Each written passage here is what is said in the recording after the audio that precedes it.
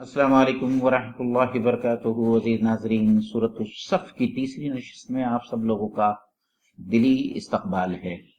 आज की जो आयतें जिनका अहाता हम करने वाले हैं, इसमें एक बात तमहीदन अर्ज़ करता चलूँ कि इसमें अल्लाह ताला की एक पेशन गोई है, और ये पेशन गोई इतनी खुशाइंद है, और ऐसे हालात में जिन हालात से हम सब इस वक्त गुजर रहे हैं, हमारी कौम इस मुल्क में गुजर रही है, उन लोगों के लिए वाकई में इत्मीनान बख्श है और बड़ी ही खुश आइंद है ये पेशन गोई। मेरे साथ में मौलाना मौजूद हैं, मौलाना अब्दुल सत्तार नदवी साहब। मौलाना तिलावत करेंगे और तर्जुमानी पेश करेंगे। उसके बाद में इंशाअल्लाह ताला एक एक आयत का खुलासा आप लोगों के सामने पेश किया जाएगा। अऊज़ु बिल्लाहि मिनश शैतानिर रजीम। बिस्मिल्लाहिर रहमानिर रहीम। वमन अज़लमु मिम्मन इफ्तरा अलल्लाहिल कज़िब वहुवा युदआ इलल इस्लाम वल्लाहु ला यहदिल कौमज़ ज़ालिमीन। सदक़ल्लाहु तर्जुमा मैं सोचता हूँ तोड़ तोड़ के कर दिया जाए ताकि नाजरीन को सीखने का भी मौका मिले। जी। वमन और कौन है या कौन हो सकता है, अज़लमु उससे बड़ा जालिम, उससे बड़ा मुजरिम गुनहगार, मिम्मन इफ्तरा अलल्लाह जो अल्लाह ताला पर इफ्तरा पर्दाजी करे, झूठ बांधे। इफ्तरा अलल्लाहि कज़िब अल्लाह पर झूठ बांधे।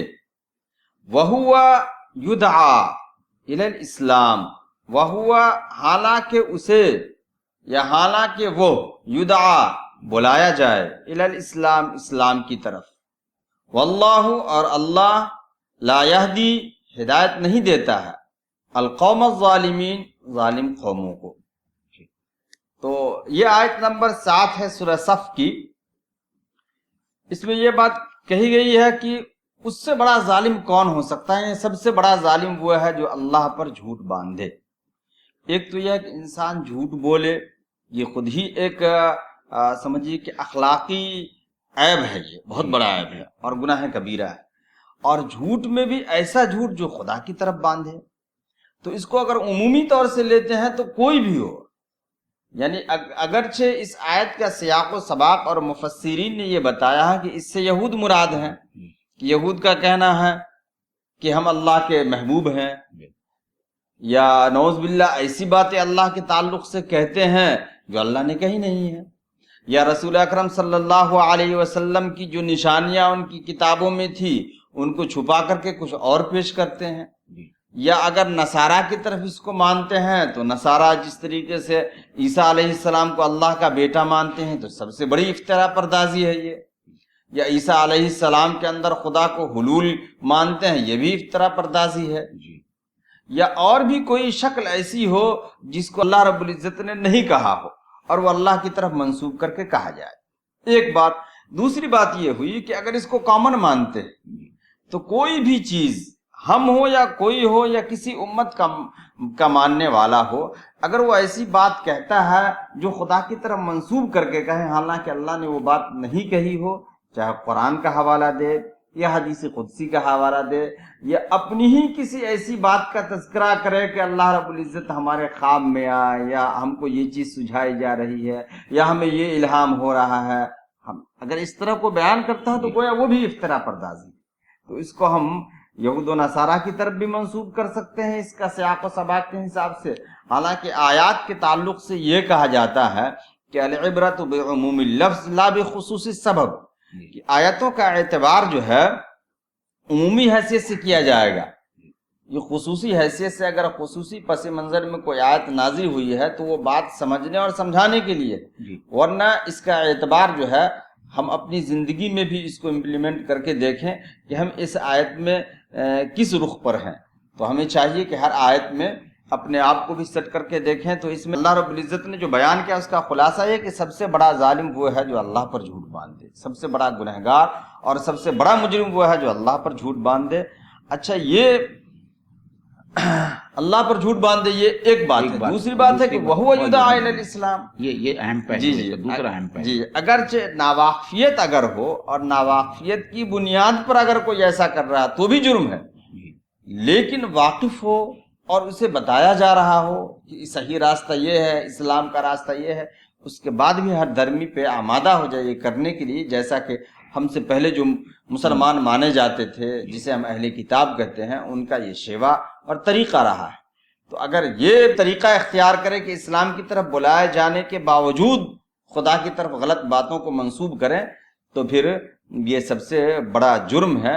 اور تیسری بات جو اس آیت میں کہی گئی ہے کہ ایسے افراد جو جان بوجھ کر کے غلطی کرتے ہیں اسے اللہ ہدایت نہیں دے۔ ہمیں بھی سوچنا چاہیے کہ اپنی زندگی میں کچھ ایسے مواقع آتے ہیں کہ ہم جان رہے ہوتے ہیں کہ یہ غلط ہے اور اللہ نے اس سے منع کیا ہے، اور ذوق و شوق کے ساتھ، مجبوری کی حالت میں نہیں، ذوق و شوق کے ساتھ اگر ہم اسے انجام دے رہے ہیں، تو اس آیت کے تناظر میں واللہ لا یہدی القوم الظالمین، ظلم کرنے والوں کو، جان بوجھ کر کے غلطی کرنے والے کو اللہ راہ راست پہ نہیں لاتا ہے۔ یہ اللہ تعالیٰ کی سنت ہے، یہ اللہ تعالیٰ کا قانون ہے، اور اس قانون کے گرفت میں ہر وہ انسان آئے گا جو اس کا ارتکاب کرے گا۔ اس لیے ہم سب لوگوں کو جو ایمان والے، ہمارے ایمان ویسے بھی ٹوٹے پھوٹے ہیں، تو ہم کو اپنے ایمان کا خیال رکھنا چاہیے کہ کہیں اللہ تعالیٰ جو ہے توفیق سلب نہ کر۔ جی بہت یہ حقیقت ہے اس کی۔ ایک کتاب میں پڑھا تھا، توفیق بانداز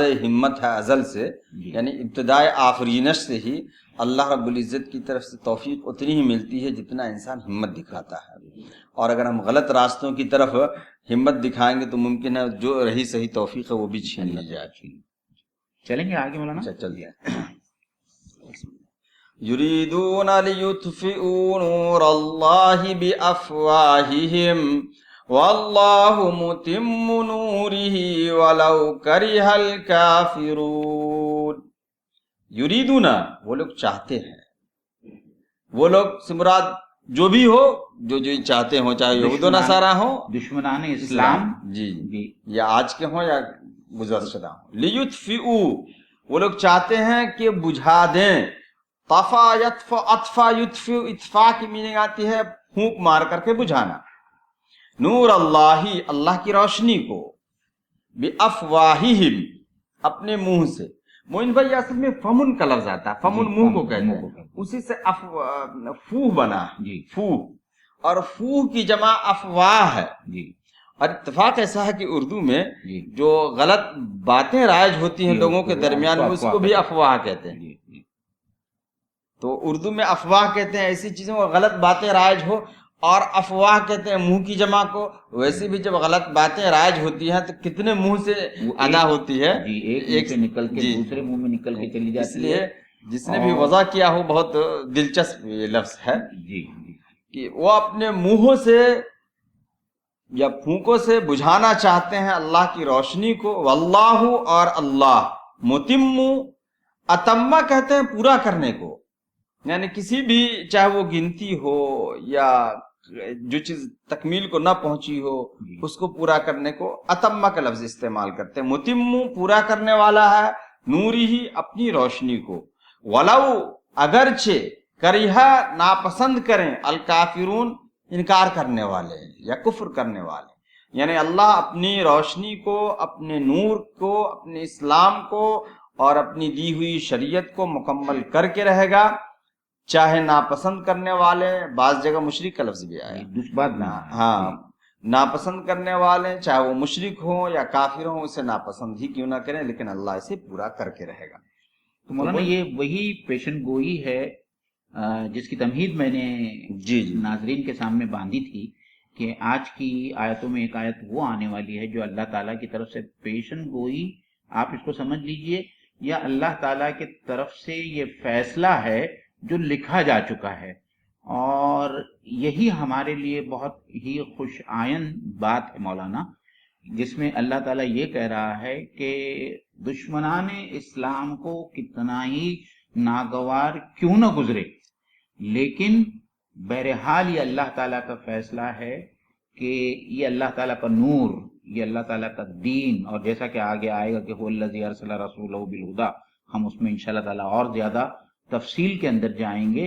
یہ اللہ تعالیٰ کا جو نور ہے، لوگوں کو، لوگ جو اسے اپنے منہ سے بجھانا چاہتے ہیں، پھوکوں سے بجھانا چاہتے ہیں، بقول شاعر کے پھوکوں سے یہ چراغ بجھایا نہ جائے گا، تو اللہ کے اس نور کو لوگ اپنے پھوک سے بجھا نہیں سکتے. اس کی مثال اسی طریقے سے ہے کہ کوئی سورج کی طرف دیکھے اور اس کے نور کو اور اس کی روشنی کو بجھانے کی کوشش کرے تو ظاہری بات ہے کہ سورج کی روشنی ختم نہیں ہونے والی ہے. تو یہ اللہ تعالیٰ کی طرف سے ایک پیشن گوئی ہے، لیکن یہ پیشن گوئی کے اندر جو ہے اللہ تعالیٰ کا ایک فیصلہ چھپا ہوا ہے کہ دشمنان اسلام جتنی بھی کوششیں کریں اللہ کا یہ نور، اللہ کا یہ دین قائم ہو کر رہے گا. جی مومن بھائی، ایک بات اور سمجھ میں یہ آتی ہے کہ حق کے تعلق سے ہمیشہ سے افواہیں پھیلاتی جاتی رہی ہیں. اسی لیے علمیہ ندوی رحمۃ اللہ علیہ کی تحریر ایک جگہ میں نے پڑھا تھا کہ جتنی کوششیں اسلام کو مٹانے کے لیے کی گئی ہیں، اگر اس جگہ پہ کوئی اور مذہب ہوتا تو اب تک ختم ہو چکا. بہت پیاری بات ہے، بہت پیاری. تو یہ ہے کہ یہ حق کو مٹانے کے لیے ہمیشہ کوششیں کی گئی ہیں. دوسری بات اس میں یہ سمجھ میں آتی ہے کہ یہ کوششیں جو ہیں نا وہ عملی طور پہ بھی ہو رہی ہیں. جی بالکل. اور وہ غیر حصی طور پہ بھی، جیسے منہ کا لفظ ہے نا، جی یعنی یہ گویا تو حصی. ہاں حصی طور سے، جیسے کہ کسی کو ہاتھ سے تکلیف پہنچانا یا پوری پلاننگ کے ساتھ کچھ کرنا. لیکن ایک چیز جو تکلیف پہنچنے والی ہے، تکلیف دے سکتی ہے، وہ بات بھی ہے.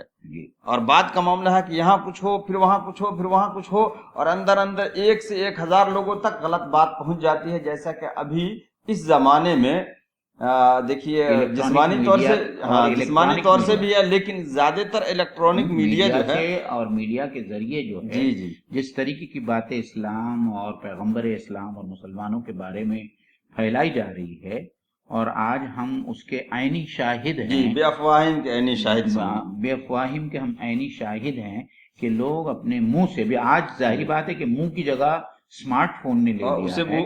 تو اس اسمارٹ فون کے ذریعے اور واٹس ایپ کے ذریعے اور انسٹاگرام کے ذریعے اور فیس بک کے ذریعے اسلام اور پیغمبر اسلام اور مسلمانوں کے بارے میں جو کچھ چیزیں اور جو کچھ غلط باتیں منسوخ کی جا رہی ہے اور وہ پھیلائی جا رہی ہے، وہ اس آیت کے ضمن میں اس کو سمجھا جا سکتا، سمجھنا آسان. بلکہ آج مولانا ہمارے سامنے جو ہے، آپ ہندوستان کی مثال لیجئے کہ آج سے کچھ دن پہلے جو ہے وہ کشمیر فائلز آئی، اس کے بعد میں کیرالہ فائلز آئی، پھر اس کے بعد میں اجمیر فائلز آئی، اور اب جو ہے وہ 72 حوروں کو جو ہے اس کے اوپر واویلا مچایا جا رہا ہے اور اس کے اوپر ایک فلم آ رہی ہے.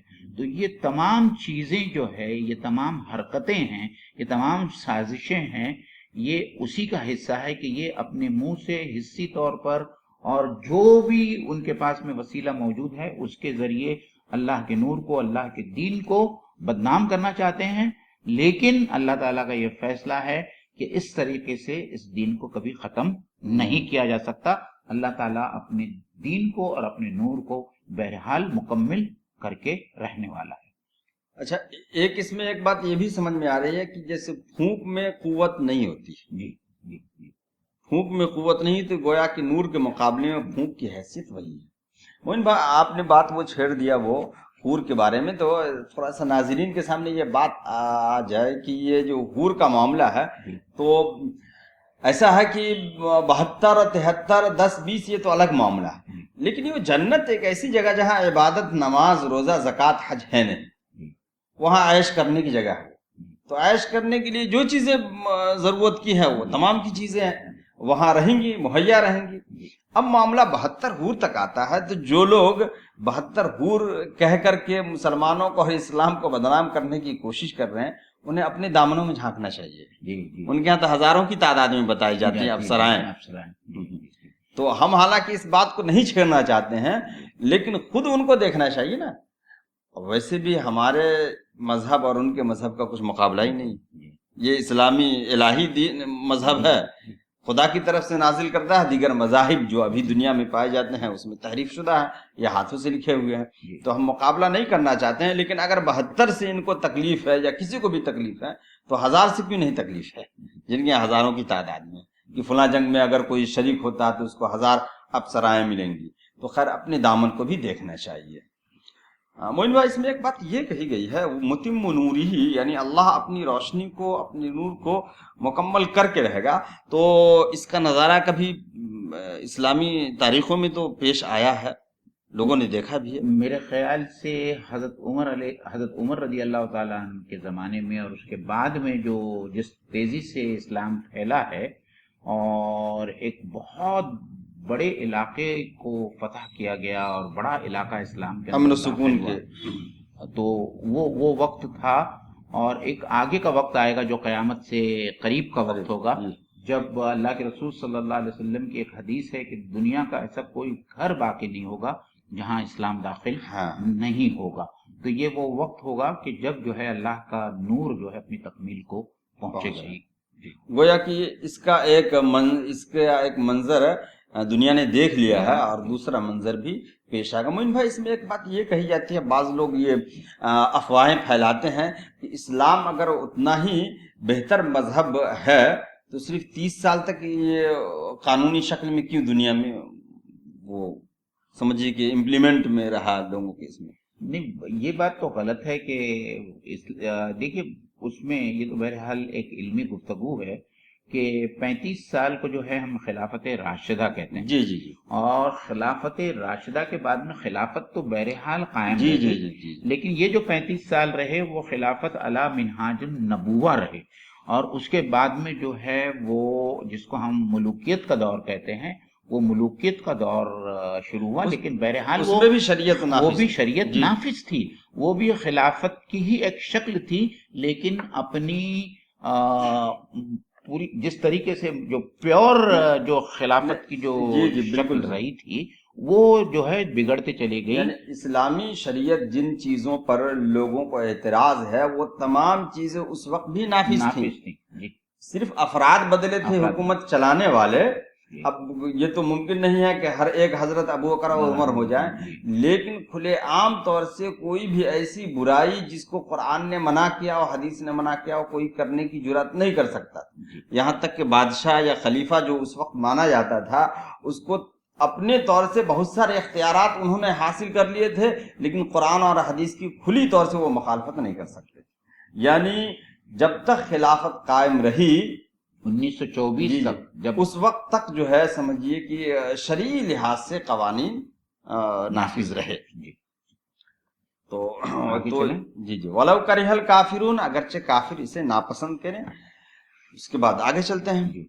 هُوَ الَّذِي أَرْسَلَ رَسُولَهُ بِالْهُدَى وَدِينِ الْحَقِّ لِيُظْهِرَهُ عَلَى الدِّينِ كُلِّهِ وَلَوْ كَرِهَ الْمُشْرِكُونَ. هُوَ الَّذِي، وہی ہے جو ارسل بھیجا، رسولہ اپنے رسول کو، بالہدا ہدایت کے ساتھ، ودین الحق اور دین حق کے ساتھ، لیظہرہ اظہرہ کی میننگ آتا ہے ظاہر کرنا، اور علی جب آ جائے تو غالب کرنا. لیظہرہ لیظہرہ تاکہ غالب کرے ہو اس کو یعنی دین حق کو، علی الدین کلہ تمام ادیان پر. وَلَوْ كَرِهَ الْمُشْرِكُونَ، اگرچہ مشرکوں کو کتنا ہی ناگوار ہو. تو مومن بھائی یہ پہلے کافرون کا لفظ لایا پھر مشرکون کا لفظ لایا، یعنی اس میں تمام لوگ، تمام دشمنان اسلام کو اللہ تعالیٰ نے شامل کر لیا.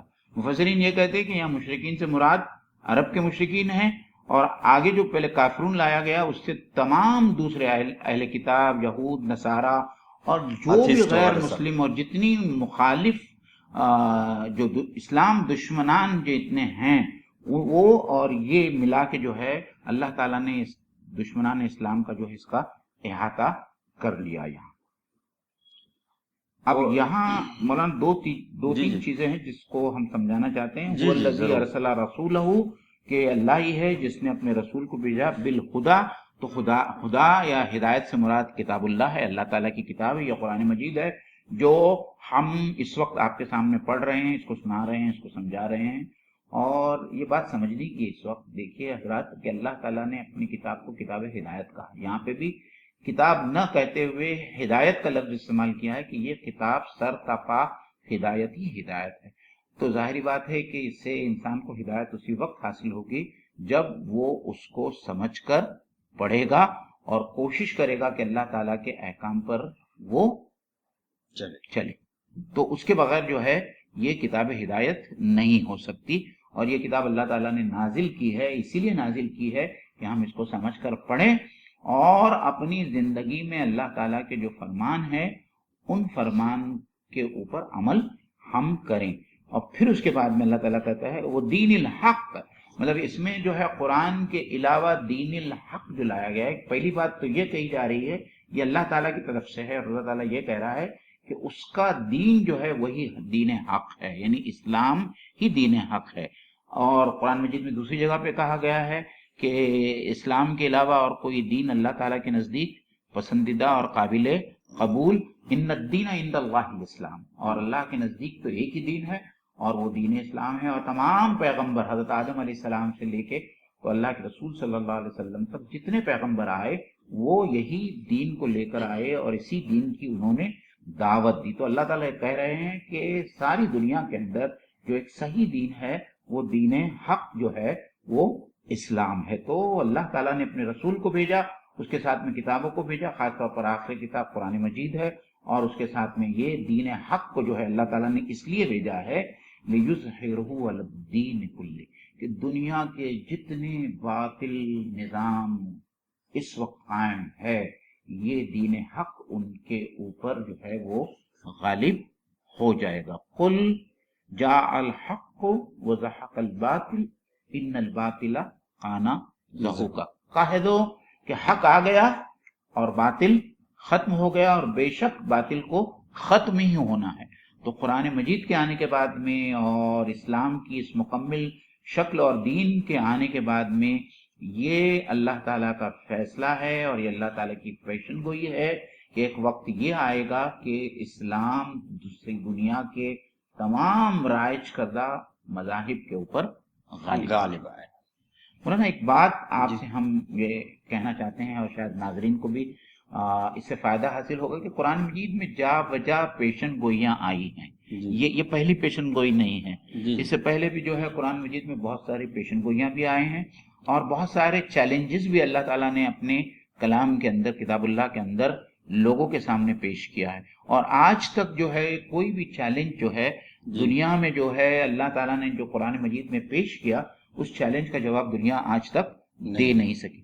اس میں جہاں تک پیشن گوئیوں کا تعلق ہے تو جیسا آپ دو پیشن گوئیاں جو فوری طور پر میرے دماغ میں یا میرے ذہن میں آ رہی ہیں، ایک غلبت الروم والی پیشن گوئی ہے کہ اللہ کے رسول صلی اللہ علیہ وسلم کے زمانے میں اور روم کے اوپر جو ہے فتح حاصل کر لی ایرانیوں نے، آتش پرست ایرانیوں نے، اور وہ وقت اتنا خطرناک تھا کہ اس وقت کوئی اس بات کا تصور بھی نہیں کر سکتا تھا کہ اہل روم جو اہل کتاب تھے وہ دوبارہ ان آتش پرست ایرانیوں کے اوپر غالب ہو جائیں گے۔ اور سورہ روم کے فوری آیت میں، ابتدائی آیات میں اللہ تعالیٰ نے یہ پیشن گوئی بضع سنین کہ چند سالوں میں جو ہے یہ رومی دوبارہ ایرانیوں پہ غالب ہو جائیں گے، اور ایسا ہوا۔ یہ پیشن گوئی لوگوں نے اپنی نظروں سے لوگوں نے دیکھا۔ اور اسی طریقے سے صلح حدیبیہ کا معاملہ ہے۔ صلح حدیبیہ میں تو صحابہ کو یہ احساس ہوا کہ مسلمانوں نے، اللہ کے رسول صلی اللہ علیہ وسلم نے بہت ہی دب کر جو ہے صلح کی ہے اور بہت ہی یک طرفہ صلح کی ہے، لیکن قرآن مجید نے اس کو فتح مبین قرار دیا کہ یہ مسلمانوں کے حق میں فتح مبین ہے، کھلی فتح ہے۔ اور لوگوں نے دیکھا کہ کس طریقے سے صلح حدیبیہ کے جو شرائط تھے اور اس کے جو کلازز تھے اس کے وجہ سے جو 10 سال کا جو موقع ملا ہے دین کی دعوت کا، اور لوگ جس طریقے سے فوج در فوج جو ہے اسلام میں داخل ہوا، اور صلح حدیبیہ در اصل میں وہ دروازہ تھا جس کے کھل جانے کی وجہ سے فتح مکہ واقع ہو سکا، یعنی مکہ فتح ہوا، اور مکہ کے فتح ہونے کے بعد میں جوق در جوق لوگ اسلام میں داخل ہونے لگے۔ تو یہ دوسری پیشن گوئی تھی، اس وقت کوئی تصور بھی نہیں کر سکتا تھا صلح حدیبیہ کے وقت۔ جو حدیبیہ کے جو واقعات سیرت کی کتابوں میں آتے ہیں کہ صحابہ اتنے نڈھال ہو گئے تھے، اور پہلی بار ایسا ہوا تھا کہ اللہ کے رسول صلی اللہ علیہ وسلم نے ان سے کچھ کہنے کے لیے کہا اور انہوں نے فوری طور پر اس کی تعمیل نہیں کی۔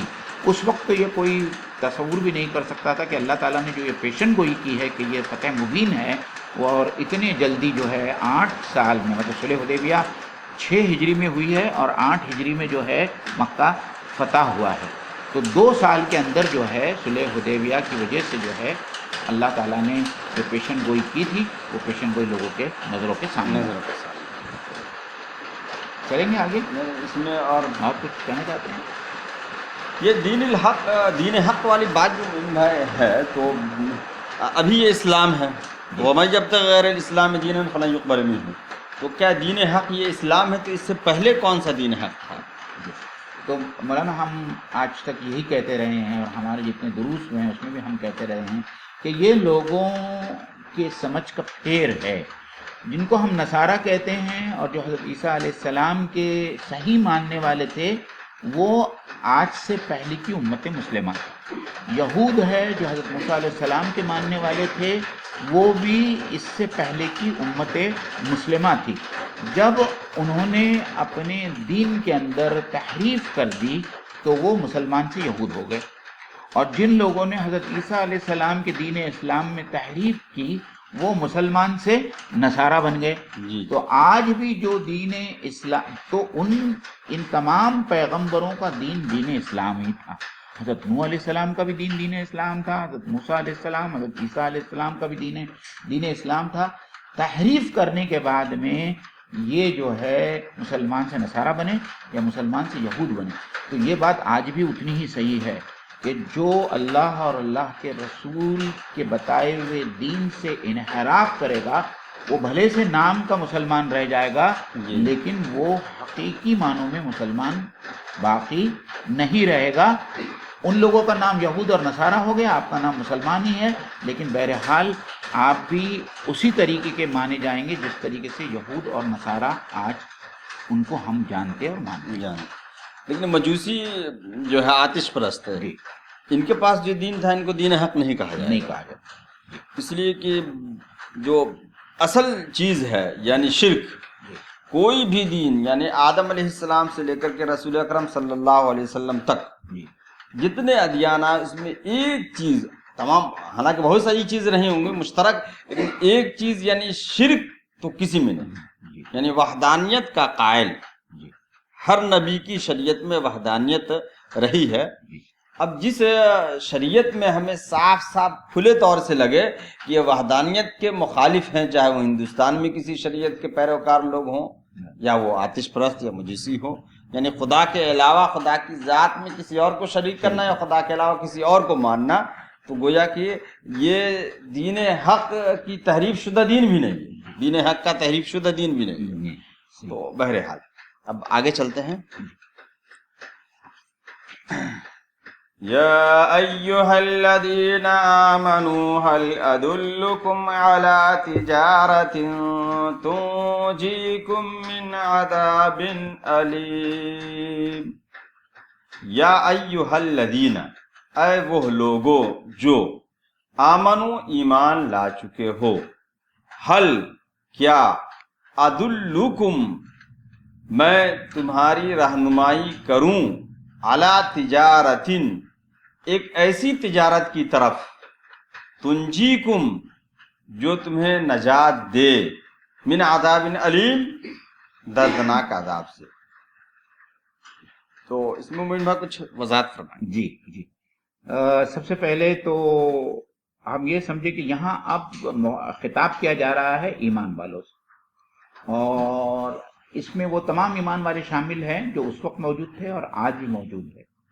اور یہاں اللہ تعالیٰ ایک بڑی عجیب بات کہہ رہا ہے کہ اے ایمان والو، اے وہ لوگ جنہیں ایمان کا دعویٰ ہے، جنہوں نے ایمان لانے کا دعویٰ کیا، حل ادلکم کیا میں تمہیں بتاؤں، علی تجارت ایک تجارت کے بارے میں، تنجیکم من عذاب علیم جو تمہیں دردناک عذاب سے بچائے گا. تو سب سے پہلے مولانا ہم تجارت کو لے لیں کہ یہاں اللہ تعالیٰ نے جو الفاظ استعمال کیا ہے وہ ایسا ہے کہ جو لوگ بہت ہی، جن کا طرز عمل اور جن کی سوچ اور فکر جو ہے بہت ہی مادی ہو جاتی ہے، وہ انہی الفاظ کو اچھی طریقے سے سمجھتے ہیں اور اسی فکر کو اچھی طریقے سے سمجھتے ہیں. تو اللہ تعالیٰ نے ان کے فکر کو اپنی طرف توجہ ان کی مبذول کرانے کے لیے یہاں تجارت کا لفظ لایا ہے کہ کیا میں تم جو لوگ، یہ جو انسان ہے اور خاص طور پر مسلمانوں سے خطاب کیا جا رہا ہے کہ تمہارے لیے اپنی تجارتیں بہت عزیز ہے، تو کیا میں تمہیں ایک ایسے تجارت کو نہ بتاؤں، یا میں ایسی تجارت بتانا چاہتا ہوں جو تمہیں عذاب علیم سے نجات دے گا۔ اب تجارت کہتے کس کو ہے مولانا؟ جی جی، یہ اصل وضاحت آنی چاہیے، یہ اصل وضاحت ہے جو آنا چاہیے۔ تجارت ہوتا ہے مال کے بدلے میں مال۔ تو ایک شخص جو ہے اپنا پیسہ لگاتا ہے، اپنا وقت لگاتا ہے، اپنی صلاحیتیں لگاتا ہے اور وہ ایک چیز بیچنے کے لیے لاتا ہے۔ تو تجارت کے اندر دو فریق ہوتے ہیں، ایک بیچنے والا ہوتا ہے اور ایک خریدنے والا ہوتا ہے، ٹھیک ہے؟ تو بیچنے والا بھی مال بیچتا ہے اور اس کے ساتھ میں وہ اس مال کے اوپر اپنا وقت اور اپنی صلاحیتیں لگاتا ہے، اور جو شخص خریدتا ہے وہ بھی اپنا مال دیتا ہے اور اس مال کے عوض سامنے والے بیچنے والے کے مال کو خریدتا ہے۔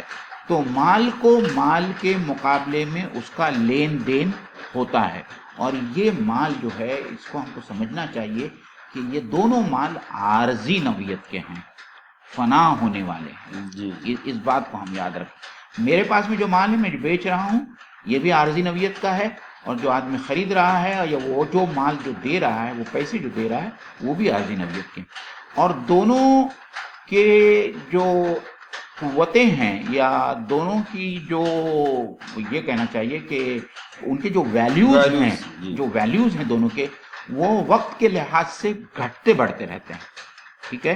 ایک تو عارضی ہے، دوسرا ان کے ویلیوز جو ہے، قیمتیں جو ہیں وہ گھٹتے بڑھتے رہتے ہیں، اور بیچنے والا اور بسا اوقات تو جگہ کے حساب سے بھی، ہاں جی جی جی، وقت تو دور کی بات ہے، کبھی کبھی ایک ہی وقت میں ایک جگہ پہ کسی کی ویلیو ہے، دوسری جگہ پہ اس چیز کی ویلیو نہیں ہے۔ اور تیسری اہم بات یہ ہے کہ یہ سودے بازی میں جو ہے یہ تینوں شکلیں ممکن ہیں۔ اس میں یہ ہے کہ بیچنے والا بھی منافع میں رہے، خریدنے والا بھی منافع میں رہا ہے، کہ اس کو اچھا مال مل گیا پیسے لے کے، ایک شکل یہ ہے۔ دوسری شکل یہ ہے کہ بیچنے والا منافع میں رہے لیکن خریدنے والا نقصان میں چلا جائے، اور تیسری شکل یہ بھی ہو سکتی ہے کہ خریدنے والا جو ہے منافع میں رہے، بیچنے والا نقصان سے گھاٹے سے بیچے، اور چوتھی شکل یہ ہو سکتی ہے کہ دونوں جو ہے نقصان کا سودا کریں ایک دوسرے کے ساتھ۔ لیکن اس کے مقابلے میں اللہ تعالیٰ جس تجارت کی بات کر رہا ہے، یہ تجارت اس تجارت سے کہیں زیادہ الگ ہے۔ تو اس کا جو سب سے پہلا منفی پہلو جو ہے وہ اللہ پیش کر رہا ہے۔ سب سے پہلی ہم یہ بات کر لیں کہ اللہ تعالیٰ جس تجارت کی بات کر رہا ہے اور جس تجارت کے عوض وہ نعمتیں دینے والا ہے، ان نعمتوں کا دنیاوی نعمتوں یا چیزوں اور مال سے کوئی جو ہے اس کا کمپیریزن نہیں ہے، اس کا کوئی موازنہ نہیں ہے۔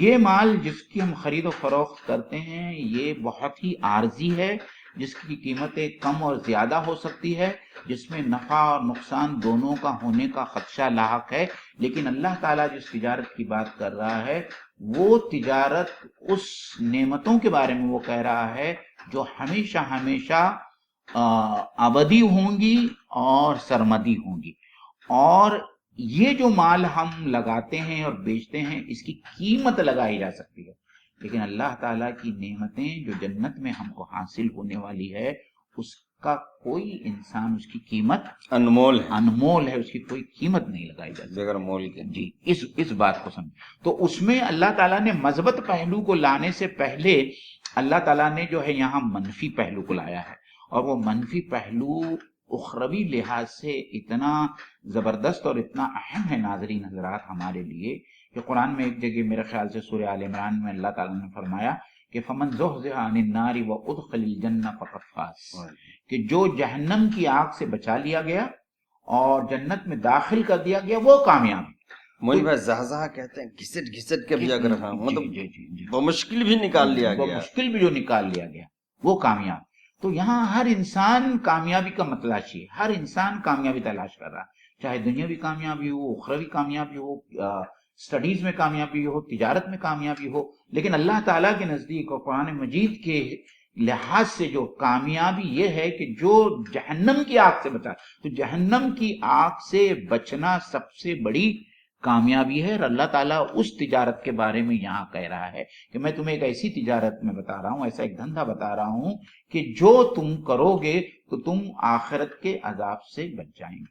ناظرین حضرات دیکھیے، ہم دن رات ایک جو دعا کرتے ہیں وہ دعا ہے ربنا وقنا عذاب النار، اے اللہ تعالیٰ ہمیں آگ کے عذاب سے بچا. تو یہ دعا بار بار ہم کو سکھائی جاتی ہے، اور اس دعا کی اہمیت کا ہم کو اندازہ ہونا چاہیے کہ جہنم ایک ایسی جگہ ہے کہ جہاں کوئی انسان ایک پل بھر بھی ٹھہرنا اور رکنا پسند نہیں کرے گا. تو یہاں جو تجارت کا ذکر اللہ تعالیٰ نے کیا ہے مولانا، جی یہاں اس کا پہلے منفی پہلو پیش کیا گیا ہے کہ اس تجارت کے عوض اللہ تعالیٰ سب سے پہلے ہم کو جہنم کے عذاب سے بچائے گا یا نجات دے گا. اس کے بعد میں جو آگے بہت ساری باتیں آ رہی مولانا وہ انشاءاللہ اس کے بارے میں آپ اگر اور کچھ کہنا چاہتے ہوں. آپ نے مکمل تفصیل بیان کر دیا. البتہ یہاں پہ ایک چیز اور معین غور طلب ہے کہ دیکھیے جس تجارت کا تذکرہ اللہ رب العزت کر رہے ہیں وہ اس میں تو بہت ساری خوبیاں ہیں. خوبیاں یہ ہے کہ اس سے سمجھے کہ جنت ملنے والی ہے، سکون ملنے والا ہے دنیا میں بھی، اور آخرت میں نعمتوں کا حصول ہے. یعنی دنیا میں بھی سکون ہے اور آخرت میں نعمتوں کا حصول ہے اور جہنم سے نجات. یعنی تین چیزوں کو اگر ہم مانتے ہیں، لیکن تین چیزوں کو نہیں بیان کر کے صرف ایک چیز کو بیان کیا کہ جو تمہیں عذاب علیم سے بچا لے. تو مومن بھائی مومنوں کا شیوا یہی ہونا چاہیے کہ ہم جو اتنی کوششیں کر رہے ہیں صرف کوششوں کا نتیجہ ہو کہ اللہ تعالیٰ ہمیں جہنم سے بچا لے. بس یہ ہے کہ جہنم سے بچا لے. جب جہنم سے انسان بچ گیا تو تمام نعمتوں کا حصول ہو جائے گا. کیونکہ ہم بار بار یہی کہتے رہے ہیں کہ دیکھیے مرنے کے بعد میں صرف دو ہی منزلیں ہیں، یا تو جنت ہے یا تو جہنم. جو جہنم سے بچا لیا گیا ظاہری بات میں اس کا ٹھکانہ جنت ہوگا. تو جہنم سے بچ جانا بذات خود اس بات کی ضمانت ہوگی کہ اللہ تعالیٰ اس کو جنت میں داخل کریں گے. اور اللہ کے رسول صلی اللہ علیہ وسلم نے کیا پیاری بات کہی کہ جنت میں ایک کوڑا رکھنے کے مطلب ایک جو وپ جو ہوتا ہے چابک، جنت میں ایک چابک رکھنے کی جگہ دنیا اور مافیا سے. بہت بڑی بات آپ نے یاد دلا دی رسول اکرم صلی اللہ علیہ وسلم. موین بھائی ایک بات اور سمجھ میں جو آ رہی ہے وہ یہ ہے کہ عذاب علیم سے بچنے کی کوشش کرنا یہ اصل ہے. اسی لیے کہ یہ مشکل، نیک کام کر لینا آسان، لیکن جہنم میں لے جانے والے اعمال سے بچنا مشکل ہے. جنت میں لے جانے والے اعمال کا کر لینا بہت آسان ہے، لیکن جہنم میں لے جانے والے اعمال سے بچنا بہت مشکل ہے. ایک انسان تمام عبادات، تمام فرائض کی پابندی کر سکتا ہے، لیکن کیا وہ کما حقہ گناہوں سے بھی بچ رہا ہے؟ یہ ذرا مشکل ہوتا ہے. اس لیے پہلے یہ ہونا چاہیے کہ گناہوں سے بچے انسان، اور فرائض کے اہتمام کے ساتھ گناہوں سے بچے تو پھر سونے پر سہاگا. چلیے آگے اس میں اور کچھ بات ہے. تؤمنون باللہ ورسولہ وتجاہدون فی سبیل اللہ باموالکم وانفسکم ذالکم خیر لکم ان کنتم تعلمون. وہ کیا ہے، وہ تجارت کیا ہے وہ بتایا جا رہا ہے. اس کو مزید اس کی شرح پیش کی جا رہی. تؤمنون باللہ، ایمان لاؤ اللہ اور اس کے رسول پر، وتجاہدون، اور جہاد کرو اللہ کی راہ میں، باموالکم، اپنے مالوں سے، وانفسکم، اور اپنی جانوں سے، ذالکم، یہ تمہارے لیے بہتر ہے، خیر لکم، تمہارے لیے بہتر ہے، ان کنتم تعلمون، اگر تم علم رکھتے ہو. مومن بھائی ایک مرتبہ اور میں اس کا ترجمہ دوسرے انداز سے کروں کہ تؤمنون، تم ایمان لاتے ہو اللہ پر، اس کے رسول پر، اور جہاد کرتے ہو اللہ کے راستے میں اپنے مالوں اور جانوں کے ذریعے، یہ تمہارے لیے بہتر ہے اگر تم جانتے ہو. یعنی اگرچہ الفاظ جو ہیں فعل مضارع کے ہیں جو میں نے ترجمہ بعد میں کیا ہے، لیکن یہ امر کے صیغے سے مفسرین نے ترجمہ کیا ہے، مطلب وہی ہے. تو گویا کہ جہاں پر پیار و محبت کے ساتھ بتانا مقصود ہوتا ہے، شفقت کے ساتھ میں نصیحت کرنا مقصود. ہاں جی بالکل صحیح ہم نے تشریح کر دیا کہ شفقت کے ساتھ نصیحت کرنا مقصود ہے. تو وہاں پر امر کے صیغہ استعمال نہ کر کے خبر والی چیز کو پیش کرتا اللہ کہ ایسا ایسا تم کر رہے ہو. خبریہ اسلوب جو ہے، اور یہ قرآن مجید کا بہت اہم اسلوب. جی تو اس میں مزید آپ وضاحت فرمائیں. جی مولانا یہاں تو سب سے پہلی بات یہ پیش کی جا رہی ہے کہ جن لوگوں کا یہ دعویٰ ہے کہ وہ اللہ اور اللہ کے رسول پر ایمان لاتے ہیں، تو ان سے یہ کہا جا رہا ہے کہ یہ اقرار باللسان کے درجے میں اگر یہ دعویٰ ہے تو یہ اللہ تعالیٰ کے نزدیک قابل قبول نہیں ہے۔ تو اللہ اور اللہ کے رسول کے اوپر جب ایمان کا دعویٰ ہے تو اس کا ڈیمانسٹریشن بھی جو ہے ہونا چاہیے، اس کا اظہار جو ہونا چاہیے ہماری عملی زندگی سے وہ نظر آنا چاہیے۔ اللہ تعالیٰ یہ کہنا چاہ رہے ہیں، یہ ہم کو سمجھانا ہے۔ مقصود ہے کہ صرف زبان سے اللہ کو رب مان لینا اور رسول اللہ کو اللہ کا رسول مان لینا یہ کافی نہیں ہے، بلکہ ہمارے قول و عمل سے اور ہماری زندگی کے ہر فعل سے یہ ثابت ہو کہ ہم اللہ کو اپنا رب مانتے ہیں اور رسول اللہ صلی اللہ علیہ وسلم کو اپنا رسول مانتے ہیں۔ اور اس کے لیے جو کہا جا رہا ہے کہ اس کے ساتھ میں واو لا کر جو ہے تجاہدون فی سبیل اللہ کہا جا رہا ہے کہ ہم اللہ کے راستے میں جد و جہد کریں یا جہاد کریں۔ کہ آج کے زمانے میں جو جہاد کے بارے میں جو بہت ساری غلط فہمیاں اٹھائی گئی ہیں یا غلط فہمیاں ہمارے اپنے مسلم بھائیوں کی کم علمی کی بنیاد پر ہے، اس سے متعلق کچھ باتیں رکھنا ضروری ہے۔ جہاد کی معنی ہوتی ہے جد و جہد کرنا، یعنی کسی چیز کو حاصل کرنے کے لیے ہر ممکن کوشش کرنا، یہی جہاد کا مقصد ہے۔ اور جو لوگ جہاد کو جنگ کے معنوں میں لیتے ہیں وہ جہاد کا ایک دم آخری چوٹی کا سرا ہے، جسے ہم قتال فی سبیل اللہ کہتے ہیں، اللہ کے راستے میں جنگ کہتے ہیں۔ جہاد جو ہے وہ شروع ہوتا ہے ہمارے نفس سے، اپنی ذات سے جہاد شروع ہوتا ہے اور پھر آگے بڑھتے بڑھتے جو ہے وہ قتال فی سبیل اللہ کے درجے میں یا مرحلے پر پہنچتا ہے۔ تو قرآن مجید جہاں جہاں جہاد کی بات کرتا ہے اس سے قتال فی سبیل اللہ سمجھنا جو ہے وہ صحیح نہیں۔ اور مولانا آپ کو یاد ہوگا کہ اللہ کے رسول صلی اللہ علیہ وسلم کا ایک قول ہے کہ جب کچھ صحابہ جو ہے ایک جنگی معرکے سے واپس آئے تو آپ نے کہا کہ آپ ایک جہاد اصغر سے جہاد اکبر کی طرف واپس آئے، یعنی اپنے نفس سے جہاد کرنا اور اپنے نفس کو نفس مطمئنہ بنانا اور اپنے نفس کو اللہ اور اللہ کے رسول کے فرمانوں کا تابعدار بنانا، یہ سب سے بڑا جہاد ہے۔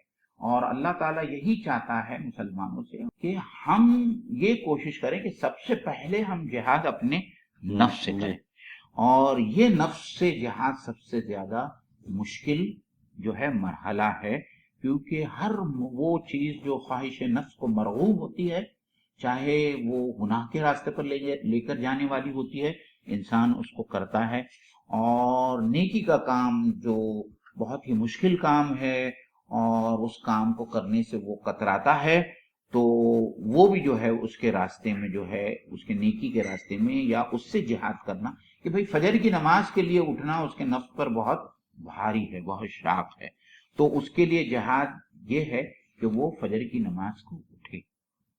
اور مال و دولت کی فراوانی یا اس کی محبت انسان کو حرام راستوں سے کمانے پر اس کو اکساتی ہے، تو اپنی اس اکساہٹ کو دبائے اور اس بات کی کوشش کرے کہ وہ رزق حلال حاصل کرے۔ یہ بھی جو ہے اپنے نفس کے ساتھ میں جہاد ہے۔ تو یہاں اللہ تعالیٰ یہی کہہ رہا ہے کہ ہم کو جو جہاد کرنا ہے وہ سب سے پہلے اللہ تعالیٰ نے مال کا ذکر کیا ہے اور اس کے بعد میں جان کا ذکر کیا ہے کہ جو آدمی مال سے ہی جہاد کرنا نہیں چاہتا، یعنی اللہ کے راستے میں وہ اپنا مال نہیں لگانا چاہتا، آپ اس سے اس بات کی توقع کیسے رکھ سکتے ہیں کہ وہ اللہ کے راستے میں اپنی جان لگا دے گا؟ تو اللہ تعالیٰ کا جو تقاضا ہے اور وہ جو بہت ہی لاجیکل اور منطقی تقاضا ہے کہ اللہ تعالیٰ کہہ رہا ہے کہ پہلے میرے راستے میں تم اپنا مال تو لگاؤ، اور مال لگانے کے بعد میں جب تمہارا نفس تمہارے قابو میں آ جائے گا پھر اللہ تعالیٰ تمہارے لیے اللہ کے راستے میں جان لگانا بھی اتنا آسان کر دیں گے۔ اور یہ تمام چیزیں یعنی اللہ کے راستے میں اپنا مال لگانا، اپنا جان لگانا، اپنی صلاحیتیں دینا، اپنا وقت دینا، جو کچھ بھی ہے وہ اللہ کے راستے میں لگا دینا، اللہ تعالیٰ کہتا ہے کہ یہ بہت بہتر ہے تمہارے لیے، ان کو تم تعلمون، اگر تم جانو، اگر تم سمجھو اس کی اہمیت کو اور اس کی عاقبت کو اور اس کے اخروی انجام کو دنیا میں بھی اور آخرت کے بھی انجام میں کو اگر تم جانو اور پہچانو تو یہ بہت بہتر ہے تمہارے لیے، اور یہ تقاضا کیا جا رہا ہے ان تمام لوگوں سے جو ایمان کا دعویٰ۔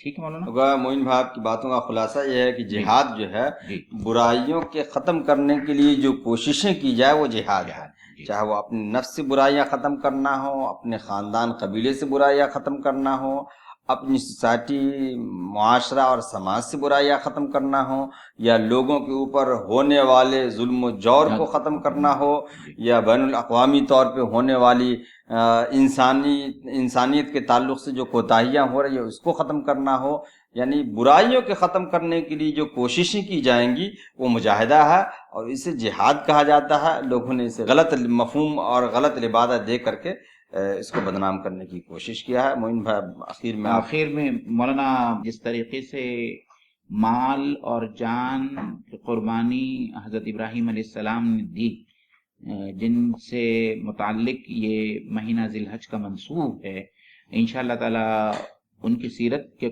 کچھ پہلو انشاءاللہ تعالی اور قرآن کی چند آیات جو ہے ہم لوگ پیش کریں گے۔ اس ایک شعر کے ساتھ میں آج کی محفل ختم کرنا چاہوں گا کہ جان دی ہوئی اسی کی تھی، حق تو یہ ہے کہ حق ادا نہ ہوا، کہ جان جو ہے وہ اللہ تعالیٰ کی دی ہے، اللہ تعالیٰ کے راستے میں اس جان کو واپس کر دینا دراصل میں اس کا حق بھی نہیں ادا ہوتا۔ اور ایک کسی شاعر نے کہا کہ اے دل تمام نفع سودائے عشق میں، ایک جان کا ضیاء ہے سو ایسا ضیاء نہیں، ایک جان کا ضیاء ہے تو ایسا ضیاء نہیں۔ اس کے ساتھ ہم آپ سے رخصت لیتے ہیں، اس گزارش کے ساتھ میں کہ آپ لوگ ہمارے چینل کے ساتھ میں جڑے رہیں اور اس کو زیادہ سے زیادہ پروموٹ کریں۔ انشاءاللہ تعالی ذی الحج سے متعلق جو ہے ایک خصوصی ایپیسوڈ اگلی جمعرات کو 9:30 بجے آپ کے سامنے جو ہے پیش کیا جائے گا اور اس کو ہم لوگ ٹیلی کاسٹ کریں گے۔ آپ لوگوں سے التماس ہے کہ ہمارے چینل کو پروموٹ کرنے میں ہماری مدد کیجیے۔ وآخر دعوانا ان الحمد للہ رب العالمین۔ السلام علیکم ورحمۃ اللہ وبرکاتہ۔